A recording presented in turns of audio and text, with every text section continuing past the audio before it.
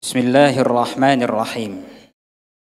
Ahmadur Rahmana dzul fadli alai. Rabbuna al-ma'budu dzul arshil ali. Wa salatullahi ma'a taslimihi lilladzi jaa'a bi syar'in mukmali. Salamullahi minni alaikum wa tahayatu adda lil ali. Ana ma qumtu huna mubtadiran sahatan nazmi falastu bil mali. أنا ما قمت هنا مفصلا لأمور خفيت كي تنجلي إنما قمت هنا مرحبا بكم في معهدنا والفخر لي أسأل الرحمن أن يجمعنا في جنان الخلد مع كل ولي بسم الله وعلى اسم الله بسم الله نبدأ بسم الله نسير وإلى الله المنتهى وإلى الله المصير أما بعد سعادة مدير معهد باب السلام الأستاذ زكريا الأنصاري، سعادة رئيس المدرسة المتوسطة والثانوية الأستاذ إريك سفري والأستاذ نبيل حفظهما الله. أيها الجمع الكريم، السلام عليكم ورحمة الله وبركاته. عليكم منا سلام الله ما سطعت شمس الضحى وأنارت سائر الحدب. عليكم منا سلام الله من همرت بالغيث مزن وما تسقيه من عشب. قطوف من زهور الياسمين نقدمه لكل الحاضرين وفيض من تحيتنا إليكم تقر به عيون الناظرين. سلام كالزهور وكالظلال إلى أهل المودة والوصال. مرحبا بكم بتراحيب فاقت جبال الطائف ثباتا وازدادت عن مرابعها نباتا. إن ضاقت بكم الديار والمرابع ففي سويداء المدامع فسيح المقعد لكم. مرحبا بكم والكل ردد وأنشد يا مرحبا بمن وصل على الرؤوس في المقل. قلوبنا هي المحل وهي فسيح المقعد. فهذه الطلائع زنت بها المرابع أقمارها سواطع نجومها لوامع. أنعم به من مقدم هنا التقى رجالنا أبطالنا طلابنا فلتنطلق أعمالنا إلى بنا المجد الغدي. أيها الجمع الكريم، خير بداية للقائنا هذا آيات من الذكر الحكيم يرتلها على مسامعكم أحد طلاب الصف التاسع الطالب أولياء الشفيق.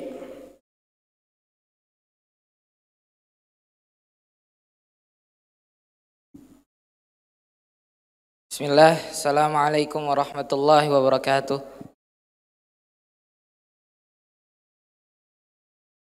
أعوذ بالله من الشيطان الرجيم. إن هذا القرآن يهدي للتي هي أقوم ويبشر المؤمنين الذين يعملون الصالحات أن لهم أجرا كبيرا وأن الذين لا يؤمنون بالآخرة أعتدنا لهم عذابا أليما.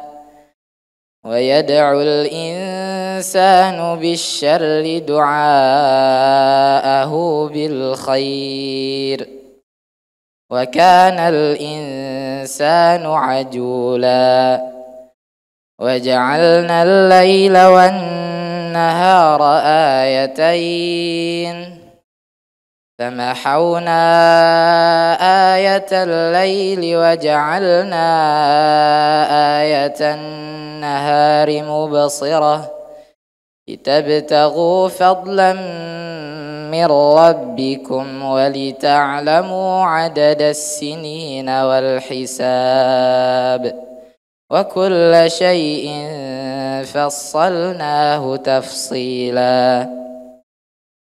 وكل إنسان إنسان ألزمناه طائره في عنقه ونخرج له يوم القيامة كتابا يلقاه منشورا اقرأ كتابك كفى بنفسك اليوم عليك حسيبا من اهتدى فإنما يهتدي لنفسه ومن ضل فإنما يضل عليها ولا تزر وازرة وزر أخرى وما كنا معذبين حتى نبعث رسولا.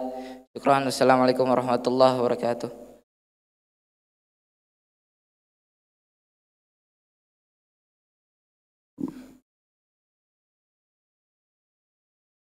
والآن مع كلمة استقبال وترحيب من مدير معهد باب السلام فضيلة الأستاذ زكريا الأنصاري حفظه الله فليتفضل مشكورا.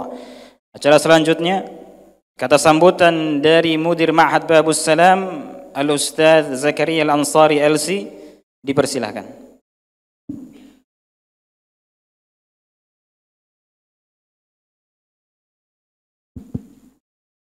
Bismillahirrahmanirrahim. Assalamualaikum warahmatullahi wabarakatuh. Alhamdulillahi rabbil alamin wa salli wa sallim ala al-mab'uth rahmatan lil alamin nabiyyina Muhammad wa ala alihi wa ashabihi wa sallama tasliman katsira, amma ba'd. Puji syukur kita panjatkan kepada Allah Subhanahu wa taala, pada pagi hari ini kita dapat bertemu dan berkumpul di komplek Pondok Pesantren Babus Salam.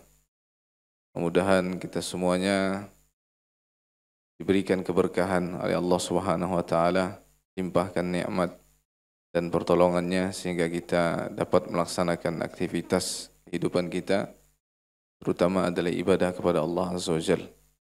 Sebelumnya yang saya muliakan Kepala Sekolah SMPI Babus Salam atau Program Mutawasithah Ustaz Erik Safari, dan Kepala Sekolah SMAI Babus Salam Ustaz Nabil, dan yang saya muliakan para orang tua, Bapak Ibu sekalian yang telah hadir pada pagi hari ini, saya ucapkan jazakumullah khairan telah menghadiri undangan kami penhost penerimaan santri baru tahun ajaran 2024-2025. Bapak Ibu sekalian, rahmati Allah Subhanahu wa taala, Pesantren Babus Salam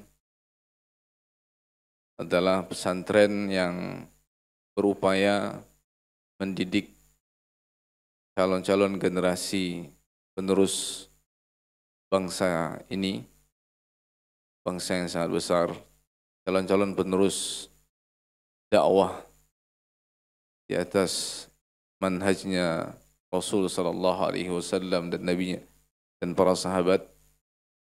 Kita berharap demikian dan kita berupaya untuk bisa ke sana. Mudah-mudahan dengan pertolongan Allah tabaraka wa taala, kita khususnya kami mudah-mudahan dapat melaksanakan itu dengan sebaik-baiknya. Bapak Ibu sekalian, Allah Azza wa Jalla, pendidikan anak merupakan perkara yang sangat penting, yang sangat urgent untuk diperhatikan oleh kedua orang tua. Karena anak merupakan amanah yang sangat besar. Di samping dia merupakan nikmat yang tiada tara, di sisi lain anak merupakan amanah yang sangat besar yang Allah titipkan kepada kita. Maka di dalam banyak ayat Allah Tabaraka wa Ta'ala menjelaskan tentang ciri-ciri orang yang beriman adalah mereka yang betul-betul dapat menjaga amanah yang Allah Azza wa Jalla amanahkan kepada mereka. Di antaranya Allah Subhanahu wa taala berfirman, "Walladzina hum li amanatihim wa ahdihim ra'un." Dan orang-orang yang beriman itu adalah orang-orang yang senantiasa menjaga amanah, janji yang telah mereka ikat, ya. Janji di antara mereka, amanah yang telah Allah titipkan kepada mereka, mereka betul-betul menjaganya. Dan di ayat yang lain juga Allah Subhanahu wa taala berfirman, "Ya ayyuhalladzina amanu la takhunullah war rasul wa takhunu amanatikum wa antum ta'lamun." Wahai orang beriman, janganlah kalian mengkhianati amanah Allah dan jangan pula kalian khianat terhadap amanah Rasul sallallahu alaihi wasallam, ya, sedangkan kalian mengetahui bahwa kalian telah berkhianat. Nah, Bapak Ibu sekalian Allah Azza wa Jalla, oleh karena anak ini merupakan amanah, tentunya ya setiap kita sebagai orang tua, baik ayah ataupun ibu, akan diminta pertanggungjawabannya oleh Allah Tabaraka wa Taala. Bagaimana dalam hadis Nabi sallallahu alaihi wasallam yang banyak, di antaranya kata Nabi sallallahu alaihi wasallam, kullukum ra'in. Setiap kalian adalah pemimpin, setiap kalian akan diminta pertanggungjawabannya oleh Allah Azza wa Jalla terhadap apa yang kalian pimpin. Ya, kemudian baru Nabi sebutkan tentang bagaimana seorang suami akan diminta pertanggungjawabannya, seorang ayah, kemudian seorang ibu juga demikian akan diminta pertanggungjawabannya oleh Allah Subhanahu wa taala. Sehingga para ulama itu menjelaskan kepada kita bahwa kelak pada hari kiamat, ya, Allah Tabaraka wa taala, innallaha azza wa jalla, ya, qabla an yas'al, sesungguhnya Allah Subhanahu wa taala sebelum bertanya kepada anak tentang bagaimana baktinya kepada kedua orang tua, Allah akan terlebih dahulu akan bertanya kepada orang tua tentang bagaimana baktinya kepada anaknya. Nah, ini Bapak Ibu sekalian Allah Azza wa Jalla yang perlu kita ketahui, perkataan para ulama. Kata para ulama, Allah Tabaraka wa taala kelak akan bertanya kepada siapa terlebih dahulu? Kepada kita selaku orang tua. Sebelum Allah bertanya kepada anak kita tentang bagaimana baktinya kepada kita semuanya selaku orang tua, Allah akan terlebih dahulu bertanya kepada kita tentang, ya, sudahkah kita berbuat baik kepada anak kita? Sudahkah kita bakti kita kepada kedua orang tua kita, kepada anak-anak kita? Ya, bentuk baktinya kita, bentuk berbuat baiknya kita kepada anak kita adalah tentunya dengan memilihkan pendidikan yang terbaik untuk mereka. Dan pendidikan yang utama, ya, adalah pendidikan agama tentunya.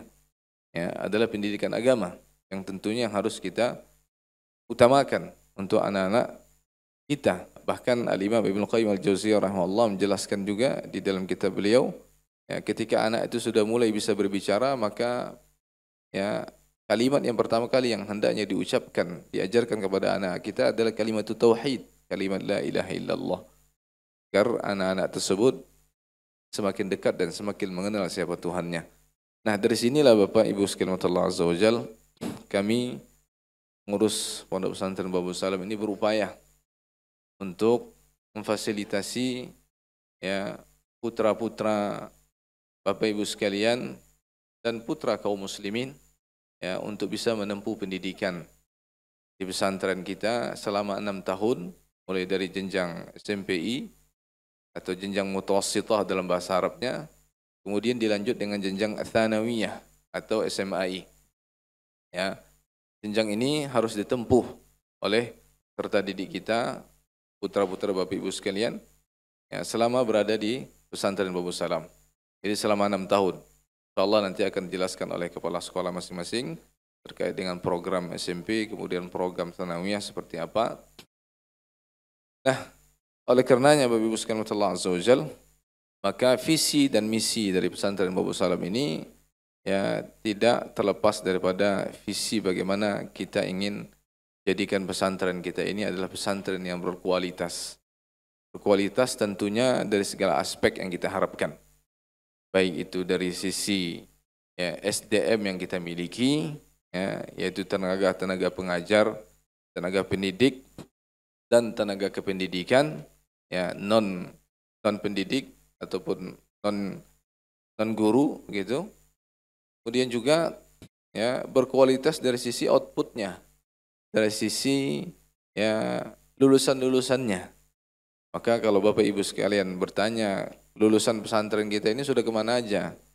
Kita alhamdulillah sekarang sudah meluluskan 7 angkatan. Untuk SMA-nya kita sudah meluluskan 7 angkatan Bapak Ibu sekalian. Lebih dari 100 orang alhamdulillah sudah kita luluskan. Dan sebagian besarnya lulusan-lulusan tersebut telah melanjutkan pendidikannya ke agama juga. Ya, sebagian kecilnya melanjutkan pendidikan ke umum. Dan kita tidak memaksakan, ya, siapapun yang pernah belajar di pesantren kita ini, pesantren Babus Salam, kita tidak pernah memaksakan peserta didik kita, apalagi mendoktrin mereka harus ke agama semua. Tapi yang jelas kami lebih menitik beratkan pendidikan yang ada di pesantren adalah pendidikan agama. Ini bisa dijelaskan juga oleh kepala sekolah terkait kurikulum yang ada di pesantren kita ini. Jadi kami lebih menitik beratkan adalah pendidikan agama. Bahkan kalau dipresentasikan kurang lebih 75%-nya kurikulum yang ada di pesantren kita ini adalah kurikulum berbasis agama, berbasis bahasa Arab.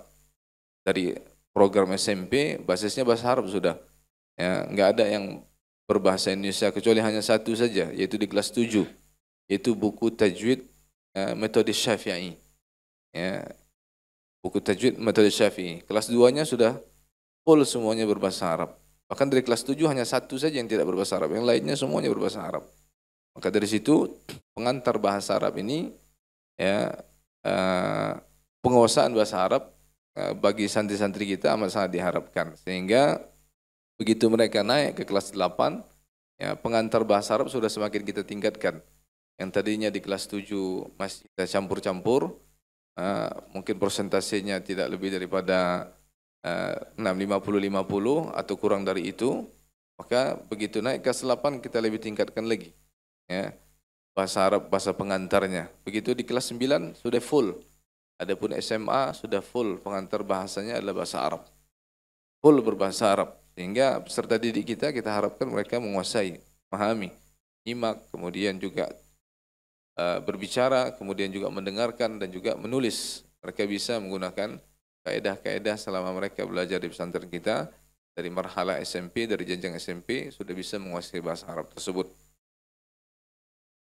Bapak Ibu sekalian Allah Azza wa Jalla, kalau tadi pertanyaan tadi tentang lulusan kita kemana saja, maka sebagian besarnya mereka Filipina dan sebagian sudah lulus, ya, di Libya S1 alhamdulillah dari angkatan pertama, kedua dan seterusnya alhamdulillah mereka sudah lulus, dan sebagian lagi sedang menempuh, ya, baik itu di fakultasnya atau di fakultas itu persiapan bahasa, dan sebagian lain alhamdulillah juga, ya, para alumni kita juga ada yang diterima di Saudi, ya, Timur Tengah, khususnya di Universitas Islam Madinah ada 2 orang, kemudian juga Jami'ah Thaibah, Jami'ah Thaibah itu di Madinah juga, ya, nah, ada 1 orang yang diterima di sana, kemudian juga Jami'ah Riyadh juga ada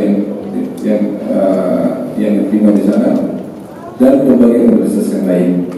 Kalau dalam negeri alhamdulillah baik itu di kampus agama ataupun kampus umum alhamdulillah, kayak di UI, kemudian juga Telkom, kemudian juga IPB dan lain sebagainya alhamdulillah, ya, para alumni kita bisa diserap atau bisa bersaing dan bisa diterima di sana alhamdulillah.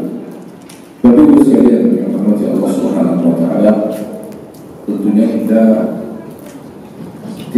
bukanlah kemahan yang sempurna, masih ada yang kurang-kurang. Tapi kurang-kurang tersebut kita mencoba terus mengevaluasi, kita coba terus meningkatkan, untuk menyempurnakan, ya, dari berbagai aspek. Kalau memang itu ada kurang-kurang, maka kita mencoba untuk, ya, mengevaluasi dan menyempurnakannya. Alhamdulillah kantor kita, para umat komite dan komite sekolah atau komite pesantren bergerak, ya, bahu-bahu bergerak, ya, saling support, ya, untuk kemajuan pesantren kita. Alhamdulillah sebenarnya saat ini bisa dilihat, nah, pesantren kita lewat yayasan, ya, tidak hanya yang dulunya hanya pesantren saja, jenjang SMP dan SMA, kemudian 3 sampai 4 tahun belakangan ini mulai dibuka ma'had tahfiz, ya, sekarang juga santri-santrinya sudah cukup banyak, dan ma'had tahfiz ini juga, ya, dibuka dari jenjang SMP, lulus SD, ya, bisa ke ma'had tahfiz. Jadi kalau tidak mesti harus ke ma'had SMP yang ada di atas ini, ya, bisa juga kalau mau mendaftar karena memang fokusnya putra-putra Bapak Ibu sekalian adalah ke Al-Quran misalkan, dengan bisa selesai 30 juz misalkan begitu, ya, bisa ke ma'had tahfiz kita, ya. Terus kemudian juga alhamdulillah kita sudah membuka juga dari TK, kemudian SD, dan Bapak Ibu sekalian ketika datang ke sini bisa melihat kita masih dalam tahap bangunan untuk gedung SD dan gedung TK sudah diselesaikan, alhamdulillah. Karena Allah Subhanahu wa taala. Ini semuanya adalah kerja keras, kerja cerdas, kemudian kerja dari semua pihak, ikut Bandung baru, ya, sehingga terlaksananya kedua lembaga pendidikan yang kita harapkan dapat memberikan sumbangsi, ya, walaupun tidak banyak, ya, walaupun sedikit, tapi ikut turut berkiprah untuk membina umat Islam, untuk memberikan yang terbaik kepada umat ini, sehingga umat ini bisa tercerahkan lewat ya pendidikan-pendidikan yang kita harapkan berada di atas manhaj al-haq, di atas manhaj yang benar, di atas manhaj yang sebagaimana Nabi SAW sampaikan kepada para sahabatnya, dilanjutkan kepada generasi-generasi berikutnya yang mendapatkan akomodasi dari Nabi yang mulia alaihi salatu wassalam. Bapak Ibu sekalian yang dirahmati Allah Subhanahu wa taala, pesantren Babu Salam ya berupaya untuk mengawasi, memberikan pendidikan serta pengawasan yang intensif kepada peserta didik kita, kepada putra-putra Bapak Ibu, ya, mulai dari pengawasan yang dilakukan di kelas ataupun di luar kelas, ketika berada di asrama ataupun berada di masjid, ya, di lingkungan sekolah, gitu kan, di lingkungan pesantren. Bahkan pengawasan itu pun juga kita lakukan di luar pesantren ketika mereka liburan. Dengan adanya kita melakukan pemantauan. Ya, bahkan media sosial yang mereka gunakan, selama kita bisa melacaknya, kita akan pantau dan kita akan bekerjasama dengan orang tua, ya, sehingga dan orang tua pun kita harap pun juga bisa bekerjasama dengan kita, sehingga ya anak-anak kita di zaman yang serba canggih saat ini, zaman yang banyak tantangan, zaman dengan kemajuan teknologi, banyaknya fitnah, banyak syubhat, banyak syahwat. Maka diharapkan dengan adanya kerjasama tersebut, kita upayakan anak-anak didik kita, peserta didik kita bisa menyukseskan, bisa menuntaskan dan sukses dalam menempuh pendidikan selama 6 tahun. Karena ini tantangan, bukan tantangan yang ringan untuk mendidik anak-anak generasi saat ini, Bapak Ibu sekalian. Apalagi di masa-masa liburan mereka. Ya, kita harus berperang dengan gadget yang mereka miliki, kan gitu. Ya, ini juga menjadi tantangan yang cukup ya berat bagi kedua orang tua. Maka salah satu pilihannya adalah dengan menyekolahkan mereka lewat pesantren, lewat boarding. Ya, salah satunya di pesantren kita ini. Mudah-mudahan putra-putra Bapak Ibu sekalian insyaallah ya betul-betul bisa kita upayakan untuk menjadi yang terbaik insyaallah taala. Demikian sebagai muqaddimah dari saya. Wabillahi taufiq wal hidayah. Wassalamualaikum warahmatullahi wabarakatuh.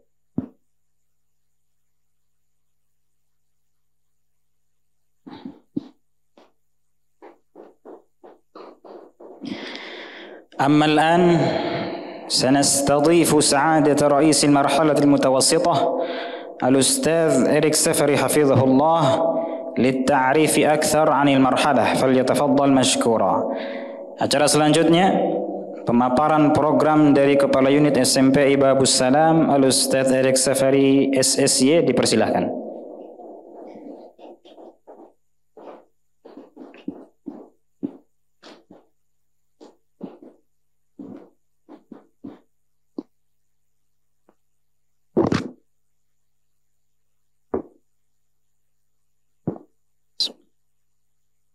Assalamualaikum warahmatullahi wabarakatuh. Alhamdulillah wassalatu wassalamu ala Rasulillah wa ba'd. Alhamdulillah, segala puji bagi Allah yang telah memberikan kita kesempatan untuk berkumpul di masjid yang mulia dan berkumpul di ma'had kami yang sederhana ini. Salawat serta salam kita haturkan kepada seorang Nabi dan Rasul yang kita sama-sama mengharapkan syafaatnya kelak di sisi Allah.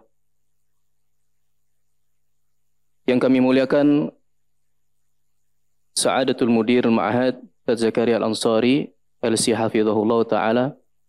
Yang kami muliakan Sa'adah Raisil Madrasah lil Marhalah Ats-Tsanawiyah Ustadz Nabil Badri SPDI Hafizahullah Ta'ala. Yang kami hormati dan kami muliakan para hadirin, jazakumullahu khairan telah meluangkan waktu untuk bisa menghadiri acara promo 99 Open House PSB SMP Babu Salam. Kami sangat senang bisa bertatap muka, bertemu wajah, dan berkumpul dengan Bapak Ibu sekalian untuk kami bisa memberikan pengenalan lebih banyak terkait dengan SMP Babu Salam yang di tanggal 11 nanti secara resmi akan kita buka pendaftarannya. Adapun tanggal ini, tanggal 9, ini ceritanya Bapak Ibu sekalian kita colongan nih Pak. Colongan start. Makanya di hari ini kita memberikan privilege bagi siapa saja yang mendaftar di hari ini, itu insya Allah dengan voucher yang nanti diberikan di booth depan. Nanti Bapak Ibu sekalian apabila mendaftarkan buah hatinya ke SMP kami, insya Allah akan ada diskon yang menarik insya Allah. Di sini kami selaku penanggung jawab dari jenjang SMP ingin sedikit memberikan penjelasan khususnya yang berhubungan dengan PSB SMP Babu Salam. SMP Babu Salam adalah jenjang pendidikan setingkat atau setara dengan SMP yang ijazahnya adalah ijazah paket Bapak Ibu sekalian. Kita bernaung di bawah PKBM, ijazah paket B, ijazah paket B. Sehingga nanti dari keterangan ini nanti Bapak Ibu sekalian silahkan bisa menimbang-nimbang dan mencari-cari lebih lanjut, baik browsing lewat internet ataupun yang lain. Apa sih maksud dari ijazah paket atau ijazah setara SMP? Kalau dulu mungkin yang ada di benak kita dulu tuh, kalau ijazah paket tuh kesannya kayak orang nggak sekolah ya. Kalau sekarang insya Allah enggak. Apalagi sekarang sudah ada seperti ujian kesetaraan, sehingga jenjang karir atau jenjang studi bagi peserta didik yang berijazah paket itu sebenarnya sudah setara dengan anak-anak sekolah negeri ataupun anak-anak sekolah swasta lain. Tapi mungkin di beberapa kampus atau di beberapa fakultas atau jurusan masih belum menerima ijazah paket ini. Kayak misalkan anak ibu bapak punya cita-cita kedokteran, apalagi kedokteran fakultas perguruan tinggi negeri kayak UI misalkan, FKUI.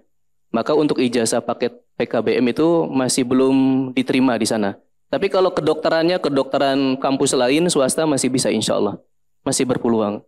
Kemudian seperti Bapak Ibu anaknya ingin menjadi TNI Polri, itu di beberapa instansi kantor itu tidak menerima ijazah PKBM.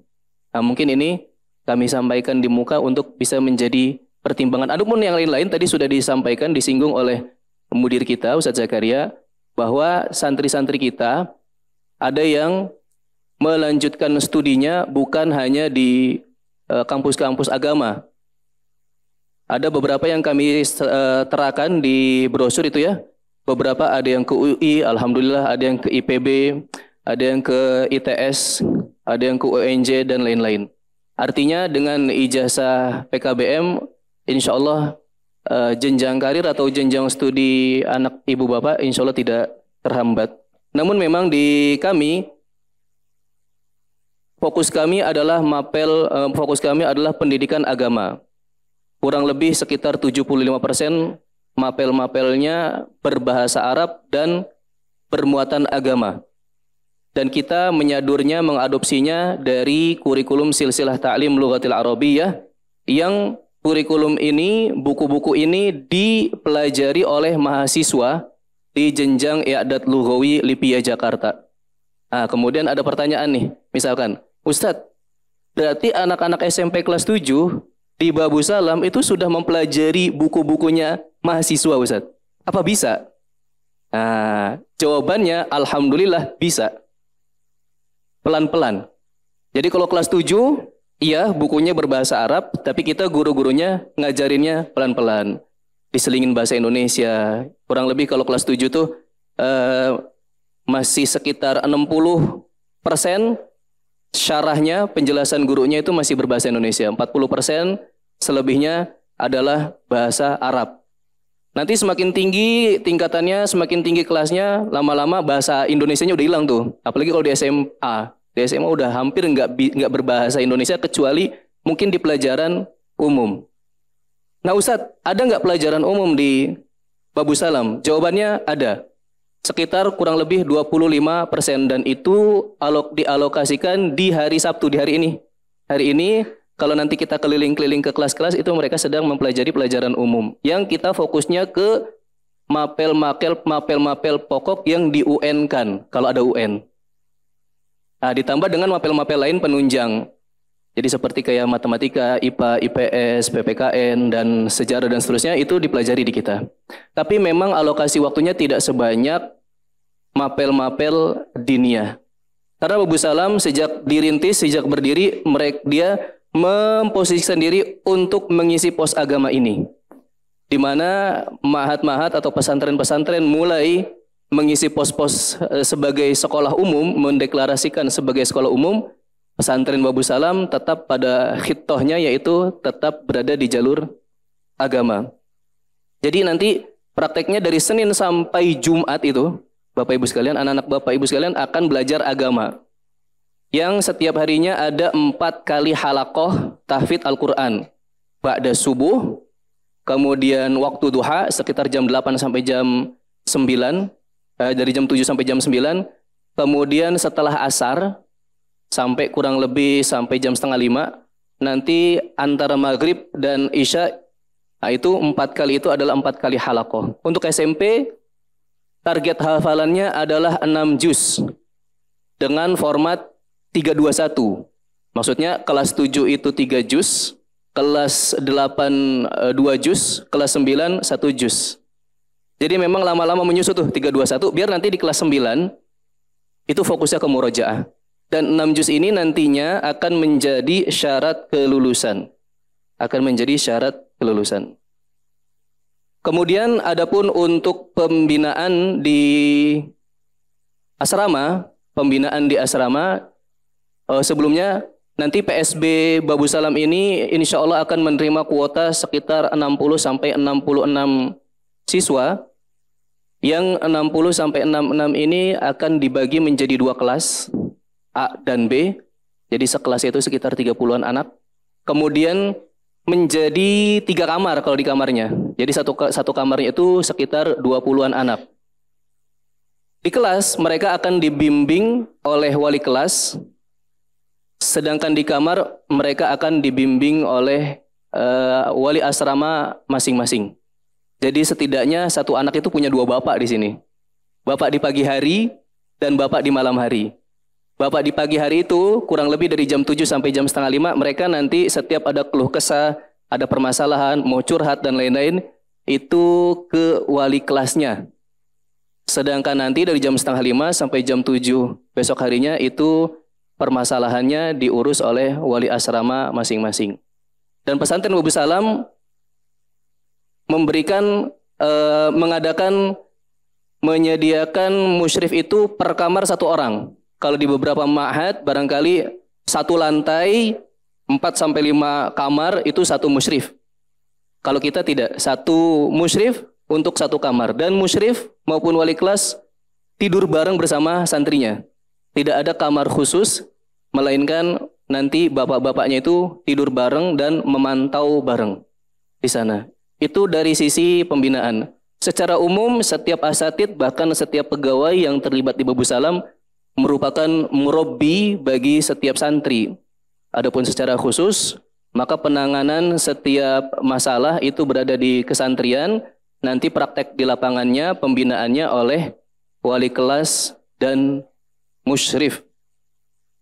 Lalu kemudian singkatnya, Babu Salam ini cocok untuk siapa? Kalau ada yang bertanya seperti itu. Kalau saya boleh jawab, pesantren Babu Salam sebenarnya cocok bagi anak-anak yang punya ketertarikan lebih terhadap ilmu agama. Tetapi apapun cita-citanya, apapun profesinya, Ma'had Babu Salam akan mendukung. Meskipun nanti misalkan selesai dari Babus Salam dia lebih memilih IT misalkan, atau lebih memilih ekonomi dan lain-lain, silahkan. Namun selama di Babus Salam maka kita memfasilitasinya untuk belajar agama. Maka apapun profesi yang ditempuh nantinya, yang penting dia faham ilmu agama dan dia mudah-mudahan bertakwa dengan ilmu yang dia amalkan. Kemudian ekskul. Ekskul yang ada di Babus Salam itu seperti yang tertera di brosur. Ada bela diri, panahan, dan seterusnya. Kurikulum itu kita bagi menjadi kurikulum wajib dan kurikulum ekskul non wajib. Ekskul kami bagi menjadi dua kriteria, ekskul wajib dan ekskul non wajib. Bedanya apa? Bedanya kalau ekskul wajib itu artinya wajib diikuti oleh setiap santri dan tidak perlu lagi mengeluarkan biaya-biaya tambahan karena SPP-nya sudah include ke situ. Adapun ekskul non wajib atau ekskul pilihan, maka untuk pembiayaannya itu dikembalikan ke santrinya. Misalkan panahan, maka setiap yang pengen ikut ekskul panahan wajib memiliki panahan sendiri misalkan gitu. Kemudian nanti ketika berangkat ke lapangan panahnya, nanti dia mengeluarkan ongkos sendiri seperti itu. Dan itu nanti setiap tahunnya insya Allah akan dirinci dan akan disosialisasikan kepada para wali santri. Terakhir mungkin sebagai penutup, bahwasannya PSB Babus Salam pertama akan dimulai dari tanggal 11 sampai tanggal 22 Oktober. Ujian masuknya itu tanggal 28 dan tanggal 29 Oktober. Kita akan lihat dulu kuota pendaftarnya ada berapa banyak. Kalau misalkan pendaftarnya cukup banyak, maka nanti ujian masuknya itu akan kita pecah menjadi 2 hari. Akan kita pecah jadi 2 hari. Kemudian tanggal 1 November adalah info kelulusan dengan Bapak masuk ke website, nanti tinggal ketik nomor registrasinya, nanti ketika di enter akan muncul hasilnya. Dan untuk uang pangkal dan SPP semua sudah tertera di brosur. Demikian juga pendaftarannya, termasuk apa-apa saja, uang pangkal itu termasuk apa saja, SPP termasuk apa saja, dan seterusnya. Mungkin itu dari kami. Nanti kalau ada hal-hal yang belum dipahami bisa ditanyakan di sesi tanya jawab. Barangkali itu, kurang lebihnya kami mohon maaf. Wabillahi taufiq. Wassalamualaikum warahmatullahi wabarakatuh.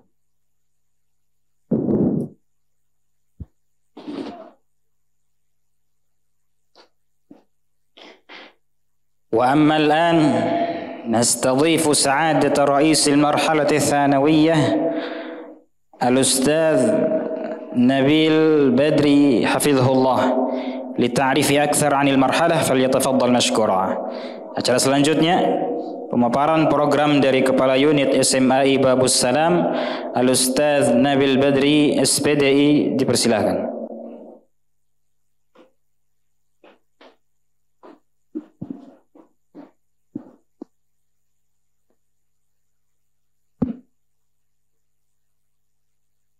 Bismillahirrahmanirrahim. Innal hamdalillah nahmaduhu wa nasta'inuhu wa nastaghfiruh wa na'udzu billahi min syururi anfusina wa min sayyiati a'malina. Man yahdihillahu fala mudilla lahu wa man yudlil fala hadiyalah. Asyhadu an la ilaha illallah wa asyhadu anna Muhammadan abduhu wa rasuluhu, amma ba'd. Yang saya muliakan Mudir Pesantren Babus Salam Al-Ustaz Zakaria Al-Ansari LC hafizahullah. Yang saya muliakan Kepala Jenjang Mutawassithah Al-Ustaz Erik Safari SSY hafizahullah ta'ala. Yang saya muliakan Waka Kesantrian SMP Babus Salam Al-Ustaz Hasan Azka hafizahullah ta'ala. Serta para tamu undangan calon wali santri Pondok Pesantren Babu Salam yang semoga senantiasa dalam lindungan Allah Subhanahu wa taala. Untuk program yang ada di SMA atau jenjang tsanawiyah yang kurang lebih sama dengan yang ada di jenjang mutawassithah. Saya berterima kasih kepada Al-Ustadz Zakaria dan juga Al-Ustadz Erik karena sudah menjelaskan panjang lebar. Ya, enaknya di akhir itu sudah dijelaskan semua. Jadi tinggal menyempurnakan saja.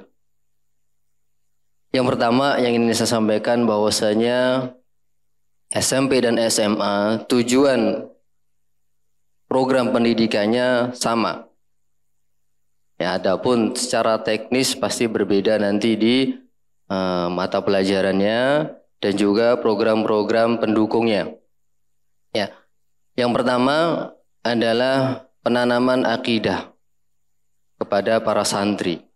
Itu dari SMP sampai SMA terus kita berikan. Ya, akidah yang benar, akidah Ahlussunnah wal Jamaah. Kemudian yang kedua adalah kita tanamkan kepada santri-santri kita kecintaan mereka kepada Al-Quran dan juga hadis Rasul Sallallahu Alaihi Wasallam. Makanya program unggulannya adalah tahfidz Al-Quran. Kalau SMP itu minimal 6 juz, SMA ditambah 6 juz lagi. Jadi 12 juz. Dan juga bahasa Arab. Ya. Penanaman kecintaan mereka kepada Al-Quran dan juga sunnah Rasulullah SAW. Di antaranya di SMP pun juga ada pelajaran hifdzul hadis, di mana mereka harus menghafal hadis. Di antaranya hadis Al-Arba'in An-Nawawiyah. Kemudian yang ketiga adalah kita berikan bekal kepada santri-santri kita tentang dasar-dasar ilmu agama, dasar-dasar pelajaran bahasa Arab. Ya, serta ditunjang dengan pelajaran umum. Makanya tadi disebutkan kurang lebih 75% atau 50 jam pelajaran per minggu itu bahasa Arab agama. Kemudian kurang lebih 25%-nya atau 12 jam pelajaran per pekan, yaitu di hari Sabtu, itu diajarkan pelajaran-pelajaran umum. Itu kurang lebih secara umum tujuan program pembelajaran di pesantren Babu Salam. Kemudian yang kedua saya ingin menambahkan tentang ijazah paket C tadi yang sudah dijelaskan oleh Ustadz Erik. Jadi ijazah kita secara legalitas itu sama. Walaupun ada embel-embel paket. Ada paket B untuk SMP, paket C untuk SMA. Jadi legalitasnya sama dengan sekolah formal. Yang perlu diketahui bahwasannya PKBM atau Pusat Kegiatan Belajar Masyarakat yang di bawahnya itu ada SD, SMP, SMA. Itu adalah sekolah non formal. Beda dengan SMA negeri, STM itu sekolah-sekolah formal. Ya, bedanya di mana? Kalau boleh saya sederhanakan, itu kalau di sekolah formal itu pelajaran-pelajaran yang diberikan oleh Kementerian Pendidikan itu sudah baku dengan jamnya masing-masing. Sehingga mereka menjalankan sesuai dengan ketentuan yang ada di Kemendikbudristek. Nah, adapun PKBM itu sekolah non formal, di mana kita bisa fleksibel menentukan jam pelajarannya. Namun mata pelajarannya sama. Karena pesantren Babu Salam itu sebagaimana tadi dijelaskan oleh mudir, arah dan tujuannya adalah membekali mereka dengan pelajaran-pelajaran agama lebih banyak, makanya kita ambil yang non formal PKBM. Sehingga fleksibel bagi kita untuk mengatur jam-jam pelajaran sesuai dengan kurikulum yang kita inginkan. Namun legalitasnya sama. Oleh karena itu tadi disebutkan dari 7 angkatan yang sudah kita luluskan dari tahun 2017 tadi ya, 2017 itu ya, dari 2017 sampai terakhir kemarin 2023 ya, kurang lebih 116 santri kita itu ada yang melanjutkan di luar negeri, ada yang melanjutkan kuliahnya di dalam negeri, dan mereka menggunakan ijazah paket. Dan itu bisa. Gitu. Kalau yang di luar negeri kurang lebih ada 6 yang saya catat kemarin, saya coba data kembali alumni, ada kurang lebih 6. 3 di Universitas Islam Madinah atau UIM, 1 di Universitas Thaibah Madinah, ya sama-sama di Madinah tapi beda universitas. 1 lagi di Imam Muhammad bin Saud Islamic University atau IMSU, itu di Riyadh. Di sini adalah pusatnya Lipia yang ada di Jakarta. Ya, pusatnya di Riyadh. Mereka ada cabang yang ada di Indonesia, yaitu di Jakarta yang namanya Mahadul Ilm atau Lipia. Ada 1 di sana. Kemudian 1 lagi ada di University of Jordan atau di Yordania. Adapun yang di dalam negeri, ya, 30 lebih itu mereka ada di Lipia. Baik itu jurusan bahasa Arab, jurusan syariah maupun yang idari. Kemudian yang paling banyak kedua sekitar 15-an lebih itu ada di SCDI Imam Syafi'i Jember. Ya. Mereka lagi belajar di sana dan Ustadz Erik Safari termasuk alumni dari SCDI Imam Syafi'i Jember. Kemudian selainnya ada di UI, di IPB Bogor, yang ada di Kaltek Riau, Unibrau Malang, Universitas Negeri Jakarta, Politeknik Negeri Jakarta, dan seterusnya. Jadi untuk legalitas ijazah sama. Ya, bisa mendaftarkan ke PTN. Seandainya memang nanti inginnya ke umum. Adapun kalau yang tadi disinggung Ustadz Erik, kedokteran tapi harus atau inginnya masuk ke universitas negeri, ya untuk PKBM memang belum bisa diterima. Atau Polri dan TNI. Adapun PTN yang lain, alhamdulillah bisa. Kalau tes masuk PTN itu dulu tahun 80-an namanya, apa Pak namanya Pak? UMPTN, ya. Kemudian tahun 2000-an itu berubah namanya jadi SPMB. Kemudian berubah lagi 2010-an namanya SNMPTN. Tahun 2023 kemarin namanya SNPMB. Mirip sama SPMB. Seleksi Nasional Penerimaan Mahasiswa Baru. Santri-santri kita kemarin kurang lebih 18 siswa ikut. 4 diterima. 1 di UI, Fakultas Sastra Arab kalau nggak salah. 1 lagi di Unibrau Malang. 1 lagi di IPB Bogor. 1 lagi di Kaltek Riau. Itu semua menggunakan atau daftar lewat ijazah package. Dan itu bisa. Gitu. Jadi di SNPMB itu kan ada 3 jalur. Jalur prestasi, dan ini untuk PKBM memang tidak bisa. Ya, sekolah-sekolah formal yang tidak semua sekolah formal bisa masuk jalur prestasi. Ya, ada syarat-syarat dan ketentuannya. Kemudian jalur yang kedua adalah UTBK. Ya, bukan seleksi UTBK ujian tes berbasis komputer. Ya, yaitu SNBT, Seleksi Nasional Berbasis Tes. Kalau yang pertama SNBP, Seleksi Nasional Berbasis Prestasi, itu kita nggak bisa. Yang bisa kita ikut kemarin itu yang berdasarkan tes, kita ikut UTBK. Kalau nggak bisa juga yang UTBK kan nasional, maka bisa lewat jalur mandiri. Ya, jadi dari 3 jalur ini, ijazah paket C di jenjang sanawiyah atau SMA bisa masuk di 2 jalur itu. Bisa ikut tes dan alhamdulillah juga bisa lulus. Ya, kalau tadi Ustadz Erik menyinggung kalau ingin IT misalkan bisa. Kita tuh yang di UI itu ada kurang lebih 8. Itu yang paling banyak itu masuk di Fakultas Teknik di sisi IT-nya di UI.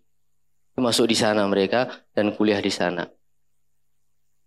Nah, jadi mungkin itu saja yang ingin saya sampaikan terkait di SMA. Adapun program secara umum mungkin masih 3 tahun lagi. Dan biasanya kalau di kelas 9 itu nanti ada pengenalan program SMA lebih mendalam dengan santri-santri di kelas 9. Dan di situ insya Allah kita akan jelaskan kembali.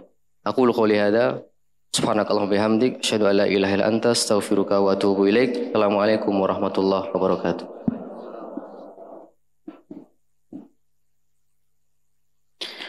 Amma al-an majalun lil as'ilati wal istifsar. Acara selanjutnya sesi tanya jawab, kita buka bagi Bapak Ibu yang ingin bertanya, dipersilahkan.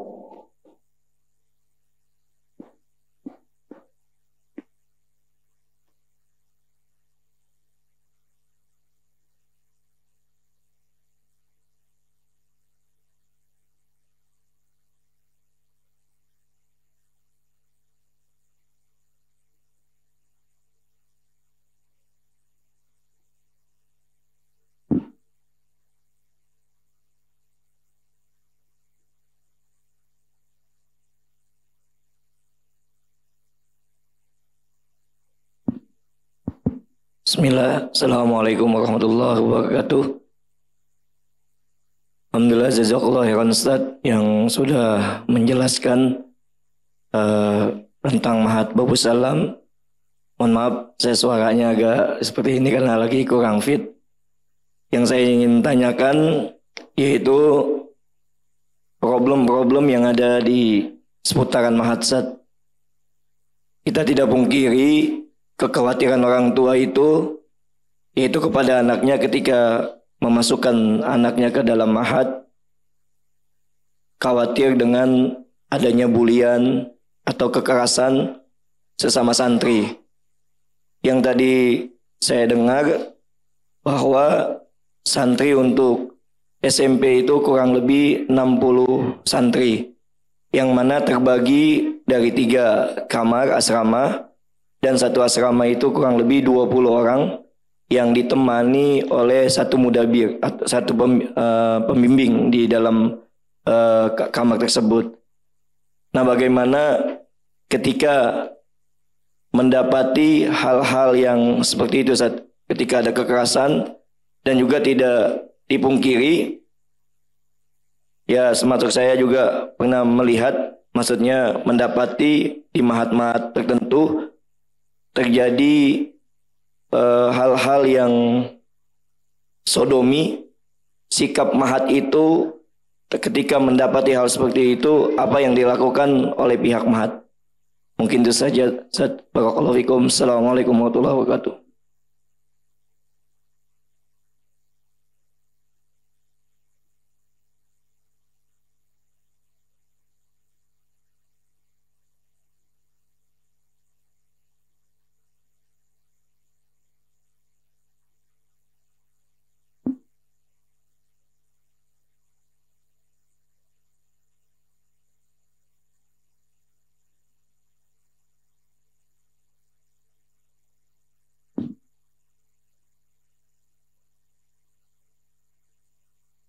Assalamualaikum warahmatullahi wabarakatuh.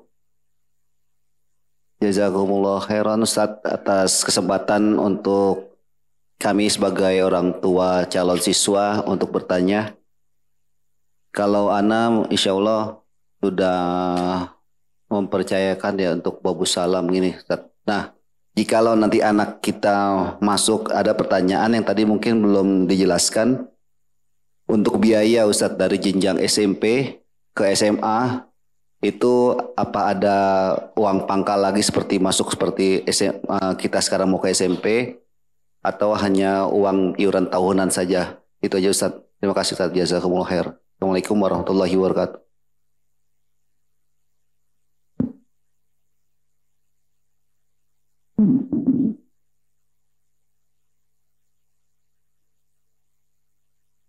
Bismillah. Assalamualaikum warahmatullahi wabarakatuh. Terima kasih atas penjelasannya Ustaz. Hanya sedikit mungkin dari saya itu ingin bertanya sebenarnya mengenai mahat tahfiznya. Nah, untuk tahfiz tadi kalau Anda nggak salah dengar itu hanya dijelaskan 3 tahun. Nah 3 tahun ini maksudnya apakah untuk tahfiz itu hanya SMP saja? Untuk SMA-nya atau jenjang SMA-nya tidak ada? Nah, itu pertama. Dan untuk Yang kedua juga mungkin terkait dengan brosur tahfidz mungkin yang ada atau yang saya terima ini di situ tidak dijelaskan atau tidak ada untuk tahfidz berapa biaya masuknya dan juga rincian bulannya seperti apa dan juga tidak ada. Nah ini mohon untuk bisa dijelaskan. Ini saja. Terima kasih. Assalamualaikum warahmatullahi wabarakatuh.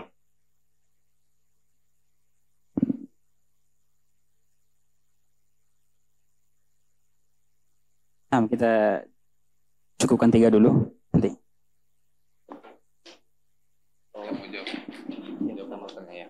Iya. Untuk pertanyaan pertama mengenai penanganan kasus-kasus kenakalan santri. Naam. Untuk kasus-kasus permasalahan-permasalahan problematika pasti di setiap tempat, bahkan di setiap lembaga pendidikan itu insya Allah ada, baik pesantren maupun non pesantren. Saya pribadi background aslinya non pesantren, SD, SMP, SMA umum. Kalau di sekolah umum tuh ada namanya kesiswaan, ada guru BP, guru BK gitu ya, yang nakal-nakal dapat poin, orang tuanya dipanggil dan seterusnya. Di pesantren kesiswaan kita adopsi menjadi kesantrian. Nah, kesantrian inilah yang berwenang, bertugas menangani kasus-kasus yang ada, apapun itu bentuknya, baik itu pencurian misalkan, ataupun pembulian, ataupun penyimpangan seksual dan lain-lain. Itu nanti kewenangannya adalah kesantrian. Nanti kesantrian melibatkan pihak-pihak terkait di situ. Untuk kesantrian beliau Pak, kesantrian kami, MC kami nih, Masya Allah, Ustadz Hasan Azka. Beliau alumni dari Lipia Jakarta. Nanti Ustadz Hasan beserta timnya akan mengolah kasus-kasus yang sampai ke beliau. Nah ini dia nih. Kalau kita dapat aduan, kita dapat laporan, barulah kita bisa mengetahui adanya kasus. Terkadang yang sering terjadi antar santri itu ada kasus didiamkan. Entah karena mereka takut untuk menyampaikannya ke kesantrian ataupun yang lainnya. Terkadang ada hal-hal yang seperti ini. Namun setiap pelanggaran apapun itu bentuknya akan ditindaklanjuti di kesantrian, dan setiap kenakalan akan membuahkan poin, kredit poin. Nanti dari kredit poin ini berjenjang, ada SP1, SP2, SP3. Bahkan kalau kenakalan atau pelanggarannya langsung besar nih, dia nggak perlu berjenjang, dia bisa langsung SP3 dan DO. Misal seperti tadi, penyimpangan seksual. Itu tanpa harus menempuh kredit poin. Jika memang sudah terbukti, ada buktinya, pengakuan korban juga mengiyakan, dia juga mengiyakan, ya sudah. SP3 DO. Adapun pelanggaran kecil, kita ini hanya pembagian aja Pak ya. Sama kayak dosa kan, ada dosa besar, dosa kecil, bukan berarti kita meremehkan dosa kecil, bukan. Pelanggaran juga gitu. Kalau pelanggaran kecil itu kita proses melalui pembinaan dulu. Barangkali si anak tidak tahu kalau itu pelanggaran, kita melakukan pendekatan, pembinaan, nasihat, teguran dan seterusnya. Baru kemudian kalau tidak jera juga, mulailah tuh dikasih poin. Mulai nanti kalau berlanjut dikasih SP, nanti orang tua dilibatkan, akan dipanggil ke kesantrian dan seterusnya. Artinya kami tidak membiarkan pelanggaran apapun bentuknya, insya Allah Ta'ala. Adapun untuk wabil khusus misalkan pembulian nih, era sekarang ini sejak masuk kata bullying rasa-rasanya ledek-ledekan antar anak sekolah tuh kok jadi serem banget gitu. Ternyata ketika kita tanya bulinya seperti apa, kamu dibully teman seperti apa, dia suka ngeledek aku Ustadz. Kita tidak menyukai kita menentang keras setiap tindakan apapun itu yang dapat membahayakan fisik maupun melukai hati. Tetapi kalau misalkan ternyata yang terjadi di lapangan adalah ledek antar santri, lah kita juga pernah ya, waktu sekolah tuh ledek-ledekan. Maka kita harus tahu dulu bullying ini maksudnya apa? Ledek-ledekan atau tidak? Ledek-ledekan atau pembulian yang massal gitu ya? Yang disakiti hatinya secara massal, disakiti fisiknya secara massal, apakah seperti itu? Maka kita nantinya setiap ada laporan kita tabayun dulu kegiatan peristiwanya seperti apa nanti barulah nanti setiap kasus akan ditangani sesuai dengan porsinya. Kira-kira seperti itu. Dari Ustadz mungkin Pak. Bismillahirrahmanirrahim. Terkait pertanyaan khusus tentang kasus penyimpangan seksual gitu ya. Ini mungkin yang sangat dikhawatirkan bagi orang tua. Saya jelaskan bahwa di pesantren kita alhamdulillah belum pernah terjadi. Insyaallah selama kita di sini belum pernah terjadi kasus penyimpangan seksual tersebut. Walaupun ada desah-desu yang seperti itu, maka kita langsung menindak tegas dengan cara dengan kita melakukan pemanggilan kepada santri tersebut yang terindikasi misalkan, ini baru misalkan, yang terindikasi misalkan, kemudian kita lihat, kita korek semuanya, kita lihat kalau memang ada mau mengarah ke sana, maka kita langsung cut, kita panggil orang tuanya, kita sampaikan kepada orang tuanya, ini anak bapak, anak ibu, bisa telah ada semacam hal-hal yang seperti itu, dan tentunya dia dapatkan bisa jadi dari temannya atau bahkan dia masuk ke sini itu karena kita ada yang lolos begitu sehingga dia sudah membawa dulu penyakit dari luar kan gitu ya. Dia sudah membawa dulu penyakit dari luar. Ketika wawancara baik, ketika ini baik, semuanya baik, tapi ternyata dia membawa penyakit dari luar. Nah, maka yang seperti ini kita tidak perlu berlama-lama. Kita ambil sikap tindakan tegas langsung. Kalau memang sudah saatnya untuk kita rekomendasikan untuk dikeluarkan. Karena ini adalah penyakit yang sangat berbahaya. Bahkan kita rekomendasikan kepada orang tuanya, lebih baik di rumah saja, lebih baik sekolah yang sifatnya full day, jangan bergabung dengan teman-temannya di sini, karena teman-temannya sesama teman, apalagi wajah yang masih SMP, masih lugu-lugu gitu Pak ya, masih kalau dibilang dalam bahasa Arabnya itu amrod gitu. Nah, amrod itu adalah wajah anak laki-laki yang mirip dengan wajah perempuan gitu yang belum ada kumisnya, yang malah jenggotnya, dan itu para ulama sudah membahas tentang masalah itu. Bahkan para ulama sangat anti dan melarang sekali ketika misalkan mereka lagi mandi terus datang anak-anak kecil yang berwajah amrod, itu diusir sama mereka. Enggak boleh, karena kan pemandian zaman dulu kan pemandian tempat umum kan gitu ya, bukan seperti kita. Nah, hal-hal seperti itu kita akan langsung ada tindakan-tindakan tegas, dan itu bertahap. Kalau memang sudah saatnya untuk kita rekomendasikan dikeluarkan, maka dikeluarkan. Sehingga alhamdulillah di ma'had kita insyaallah belum pernah ada yang namanya kasus-kasus yang sampai kepada sodomi ataupun homoseksual biidznillah taala. Nah, demikian.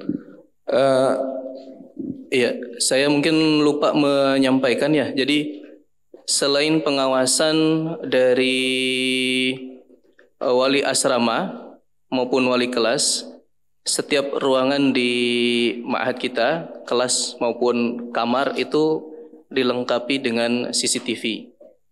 Oleh karena itu apabila santri merasa sebagai korban, baik itu pencurian, pembulian ataupun pelecehan seksual ataupun pelanggaran yang lain, dan dia yakin di spot itu terekam CCTV, dia bisa datang ke kesantrian atau ke wali kelasnya atau ke musyrifnya untuk minta dicek rekam jejak CCTV-nya, dan itu alhamdulillah sangat membantu.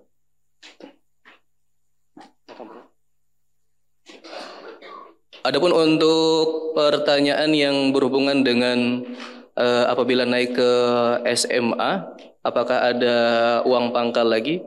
Barangkali Ustadz Nabil lebih paham. Bismillah. Untuk biaya uang pangkal yang ada di brosur SMP itu hanya untuk SMP saja. Nanti ketika dari kelas 9 SMP atau jenjang mutawasithah naik ke jenjang tsanawiyah hanya perlu membayar uang tahunan. Kurang lebih kalau nggak salah tahun kemarin itu 6 jutaan nggak salah Pak ya. Kitab, seragam dan kegiatan selama tahun itu. Mungkin saya ralat sedikit. Iya, terkait uang pangkal tadi memang kita nggak singgung ya karena masalah ini di masjid, jadi kita nggak nyinggung masalah dana gitu ya. Jadi uang pangkal yang ada di brosur ini uang pangkal untuk 6 tahun Pak. Jadi sekali bayar untuk 6 tahun. Jadi programnya adalah program 6 tahun. Jadi nanti bisa dibaca jadi program ini program 6 tahun, uang pangkalnya untuk 6 tahun. Apa tadi yang disampaikan oleh Ustadz Nabil selaku kepala sekolah SMA itu uang registrasi ulang ketika perpindahan jenjang dari SMP ke SMA. Dan uang registrasi ini berlaku juga untuk kenaikan kelas. Jadi dari kelas 7 kelas 8 tetap ada nanti uang registrasi. Nah, perinciannya diantaranya adalah di situ ada uang buku, ada uang semesteran baik semester 1 maupun semester 2, ada uang rihla. Kita rihla sebagaimana tadi Bapak lihat, kita rihla bisa sampai 2 kali. Jadi ada rihla yang namanya ilmiah. Kalau rihla ilmiah itu kita bawa santri-santri kita keluar mahat, kita mengunjungi misalkan spot-spot tertentu ataupun instansi-instansi tertentu yang sifatnya ilmiah. Ya, untuk mengajarkan kepada mereka tentang atau untuk mengedukasi mereka begitu ya. Kemudian ada rihlanya atau ada rihla yang sifatnya fun, sifatnya untuk tadabbur alam. Nah, kalau yang rihla tadabbur alam ini kita cukup lama, yaitu 3 hari 2 malam. Dan kita biasanya memang ke pulau. Dan jarang-jarang kita ke puncak ataupun ke mana mungkin pinggiran gunung begitu ya. Kita berkemah dan yang semisalnya. Tapi kita biasanya memang ke pulau. Jadi biar eksplornya lebih enak, biar eksplornya lebih puas mereka. Tapi tetap kita harus mengedepankan safety ya. Ini safety kita harus betul-betul mulai dari kita survei terlebih dahulu ya, mulai dari survei tempat, survei nanti perjalanannya, transportasi semuanya, cuacanya terutama itu yang kita lihat, baru nanti kita melakukan kerjasama dengan orang tua kita sampai dengan rihla. Jadi untuk masalah uang pangkal itu 6 tahun, uang tahunan tetap ada ya, sebagaimana yang ada di brosur. Untuk uang tahunan memang tidak dijelaskan ini. Yang ada di brosur hanya uang pangkal, kemudian uang SPP. Tapi demikian Pak. Untuk pertanyaan ketiga mengenai Ma'had Tahfidz. Jadi Bapak di Ma'had Babu Salam atau Yayasan Babu Salam, kita itu memiliki beberapa unit pendidikan. Adapun yang gambarnya ada di brosur ini adalah kampus untuk unit SMP SMA reguler. Adapun untuk tahfidz, Ma'had Tahfidz itu juga dia jenjangnya SMP SMA sebenarnya. Tapi dia lokasinya di seberang sana Pak. Nanti Bapak bisa mendapatkan informasi lebih lanjut dengan berkomunikasi dengan pihak Ma'had Tahfidz. Bedanya dengan yang di kampus yang ini atau di area yang ini, dari porsi hafalan Al-Qur'annya saja sebenarnya. Jadi sama-sama belajar agama, sama-sama menghafal Al-Qur'an.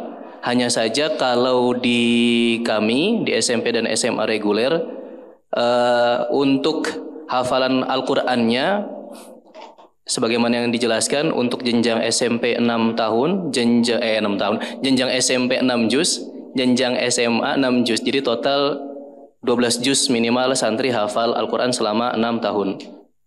Lah, kalau misalkan ada pertanyaan, Ustadz, kenapa nggak digenepin aja 30 juz, misalkan begitu. Kalau mau menggenapkan 30 juz, maka kami sarankan belajarnya di Ma'had Tahfidz. Di Ma'had Tahfidz itu programnya 30 juz. Kalau di kami memang tidak 30 juz karena persentase belajar diniyahnya lebih banyak ketimbang Al-Qur'annya. Kalau di Ma'had Tahfidz kebalikannya. Belajar diniyahnya agak kurang tapi porsi menghafal Al-Qur'annya lebih banyak. Kurang lebih seperti itu, Pak. Iya, tadi terkait Ma'had Tahfidz, Pak ya. Tadi pertanyaannya setelah SMP apakah ada untuk jenjang SMA-nya, Pak ya. Sampai dengan saat ini program di Tahfidz hanya ada 3 tahun. Untuk SMA-nya memang belum ada. Kalau mau ke SMA berarti ke sini kan gitu, Pak ya. Ke mana program reguler. Tapi kemarin ada wacana dari yayasan pengen membuka kelas persiapan, Pak, kelas persiapan 1 tahun.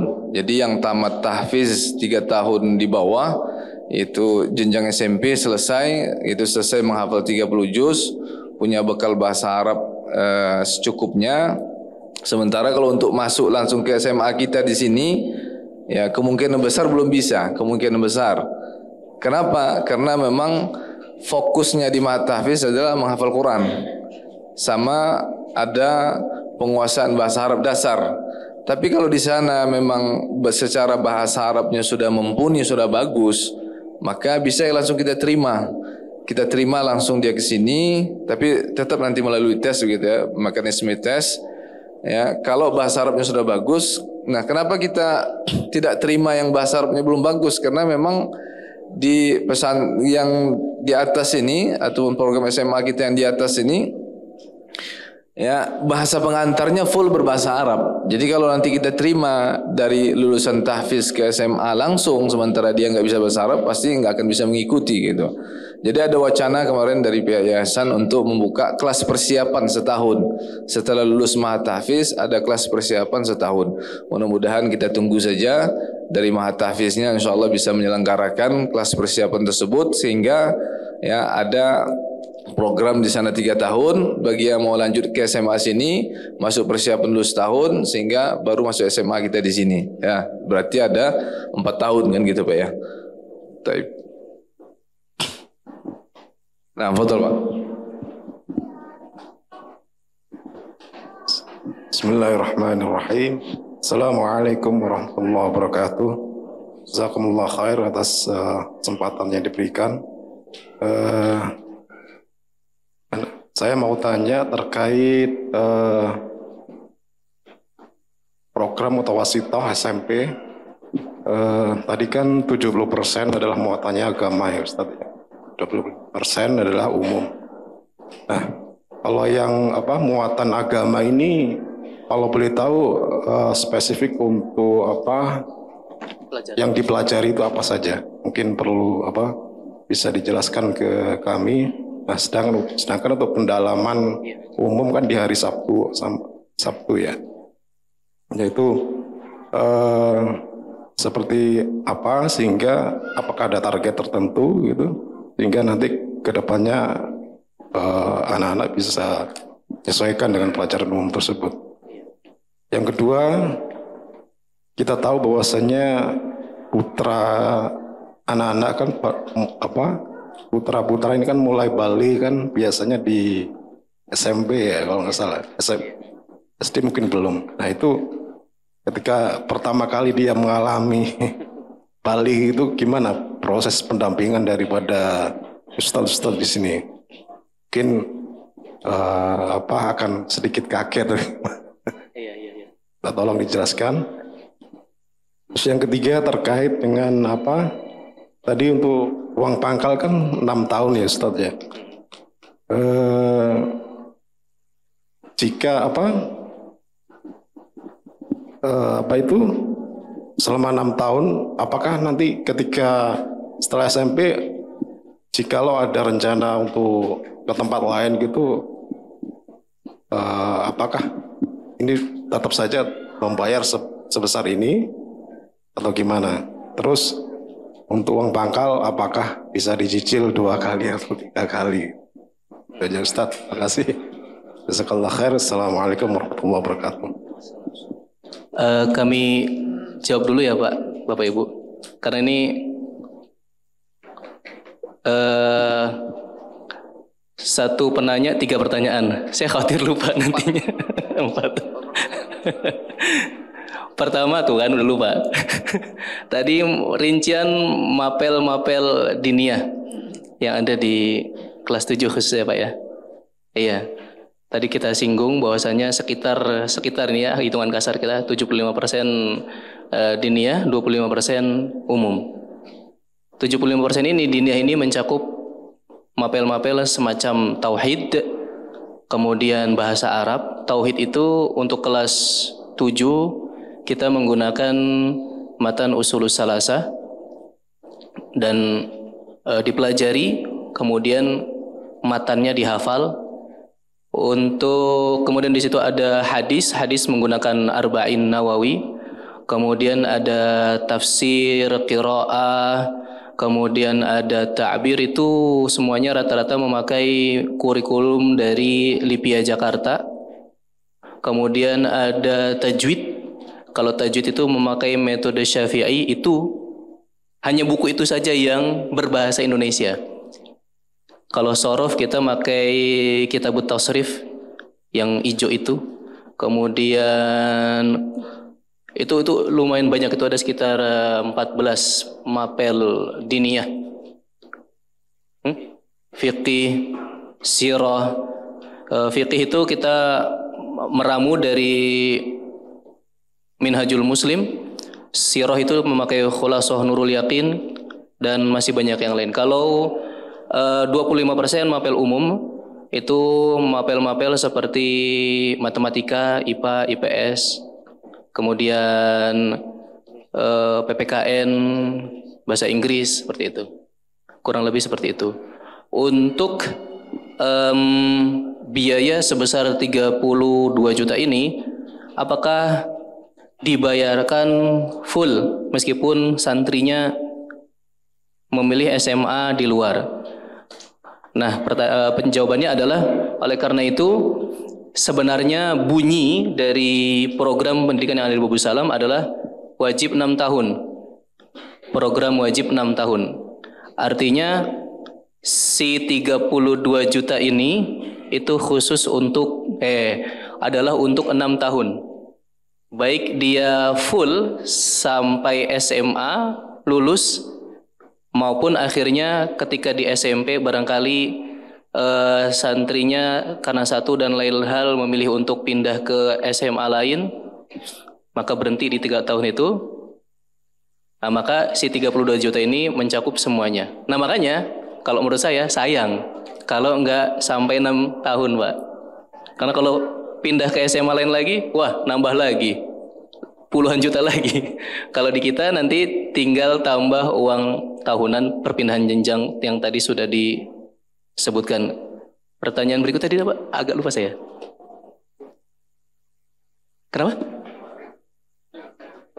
Mulai balir. Oh iya, astagfirullah. Kalau balir, iya benar. Iya, saya pernah di sini berpengalaman jadi wali kelas 7. Di antara job desk-nya kita ngawasi siang, Pak. Jadi habis sholat zuhur, halaqah siang, waktu itu masih ada halaqah siang ya, habis zuhur. Kita ngampu santri di kamar. Gitu. Di tengah tidur tuh ada santri bangunin saya, "Ustadz, afwan, saya ngompol." Saya udah siap-siap nih. Ngompol yang ngompol apa ngompol yang bagaimana? Coba Ustadz lihat, katanya gitu. Ternyata emang ngompol yang biasa. Ngompol yang beneran ngompol. Tadinya udah siap-siap tuh untuk ngajarin dia mandi gitu. Tapi itu siangnya. Malamnya ketika jamnya musyrif, barulah akhirnya tuh ngompol yang balir. Gitu. Di situ akhirnya di hari itu jadi 2 kali ngompol. Ngompol di siang hari karena kedinginan kan, ada AC mungkin ya. Dia nggak tahan dingin, dia ngompol. Saya bilang, "Kamu bersih-bersih, kemudian ini ranjangnya segera diranjang ya, kasurnya segera dijemur. Itu udah kering siangnya, malamnya dia ngumpul yang balik. Untuk pembinaan semacam itu, insya Allah di sini ada wali asrama dan wali kelas, insya Allah akan membimbing. Adapun nanti di kelas itu karena pelajaran fikih dimulai dari bab toharoh, otomatis nanti setelah wudhu akan kesinggung bab tentang mandi wajib.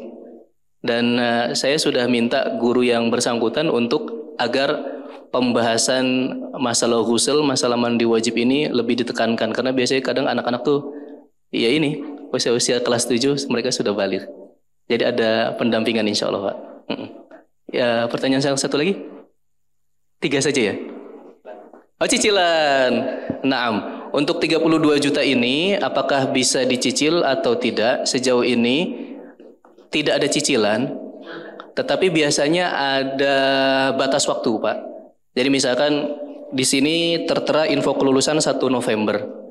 Nanti batas waktunya misalkan deadline-nya 2 pekan atau sepekan. Nanti hanya diberi waktu jarak waktu saja. Adapun pembayarannya tetap full.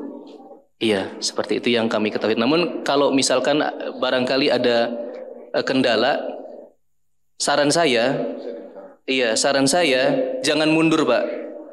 Saran saya jangan mundur kalau misalkan ada kendala biaya. Saran saya lebih baiknya dibicarakan, dikomunikasikan dengan pihak bendahara. Insya Allah mudah-mudahan ada keringanan di sana.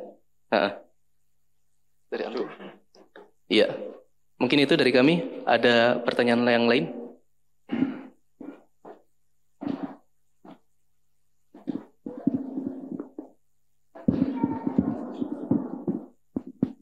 Bismillah Ustaz, ini karena dari dari istri kebetulan, karena di sebelah katanya nggak ada mic. Jadi tadi kan dijelaskan bahwa kurikulum kita kan PKBM Ustaz ya, dan tidak semua kampus perguruan tinggi atau PTN atau perguruan tinggi swasta ada jalur yang menerima PKBM Ustaz. Nah, untuk yang jika anak kita ada wacana ingin ke perguruan tinggi melalui jalur umum gitu Ustaz, melalui jalur umum, apakah dari Babu Salam ini ada kelas khusus untuk persiapan lebih intensif untuk mereka fokus mengejar ilmunya itu untuk mengejar masuk perguruan tinggi gitu Ustaz, seperti ya bimbingan belajar, bimbel itu Ustaz. Terima kasih Ustaz.